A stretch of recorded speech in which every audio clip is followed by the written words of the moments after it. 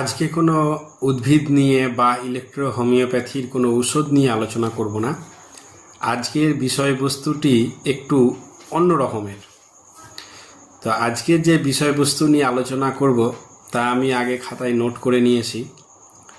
তো আজকের বিষয়বস্তুটি হচ্ছে, ডাক্তারের চেম্বারে চিকিৎসা করাতে এসে একজন রোগীর কি কি কর্তব্য এবং রোগীর আচরণ কেমন হওয়া উচিত, এছাড়া রোগীর প্রতি ডাক্তারের আচরণ কেমন হওয়া উচিত, এই দুটি বিষয় নিয়ে আজকে আলোচনা করব। তো প্রথমে যে বিষয় নিয়ে আলোচনা করব তা হলো রোগীর আচরণ এবং কর্তব্য নিয়ে। যে পয়েন্টগুলো করেছি তার প্রথম পয়েন্টে রেখেছি ডাক্তারের চেম্বারে জুতো খুলে প্রবেশ করা। হ্যাঁ, ঠিক, ডাক্তারের চেম্বারে জুতো খুলে প্রবেশ করা। শুনতে একটু হাস্যকর লাগলেও এটি কিন্তু একটি গুরুত্বপূর্ণ পয়েন্ট। অনেক সময় দেখা যায় চেম্বারে অনেক রোগী বসে আছে, সকলে জুতো খুলে ভিতরে বসে আছে। এবার কোনো এক রোগী জুতো পরেই সে চেম্বারে প্রবেশ করে গেল।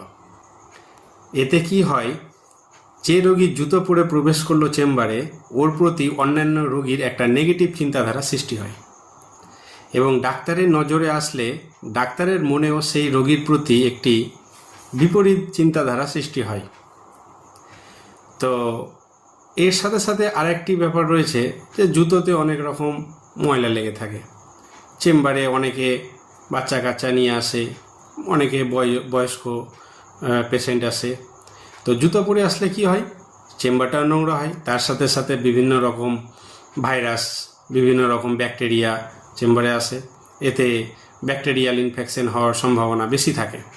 তো গুরুত্ব দিয়ে ভাবলে এটি কিন্তু একটি খুব গুরুত্বপূর্ণ একটি পয়েন্ট, যে ডাক্তারের চেম্বারে গেলে প্রথমত জুতো খুলে চেম্বারে প্রবেশ করতে হবে। এতে চেম্বারও পরিষ্কার থাকবে, আর ব্যাকটেরিয়াল ইনফেকশন বা ভাইরাসযুক্ত কোনো রকম ইনফেকশনও হবে না, এবং ডাক্তারের মনে পেশেন্টের প্রতি একটা পজিটিভ চিন্তাধারা সৃষ্টি হবে। তো এটি একটি মেইন পয়েন্ট হিসেবে রেখেছি। তারপরে পয়েন্টে রেখেছি হাতে সময় নিয়ে আসতে হবে। কেন বলছি হাতে সময় নিয়ে আসতে হবে? অনেক সময় দেখা যায় অনেক পেশেন্ট চেম্বারে এসে অত্যন্ত তাড়াহুড়া করে, আমাকে আগে দিন, আমি আগে এসেছি, আমার ওষুধের প্রয়োজন, আমার একটু কাজ আছে, আমাকে একটু কোথাও যেতে হবে, এরকম বিভিন্ন রকম কথাবার্তা বলে। তো সেক্ষেত্রে কি হয়, ডাক্তার কিন্তু তখন তার সমস্যা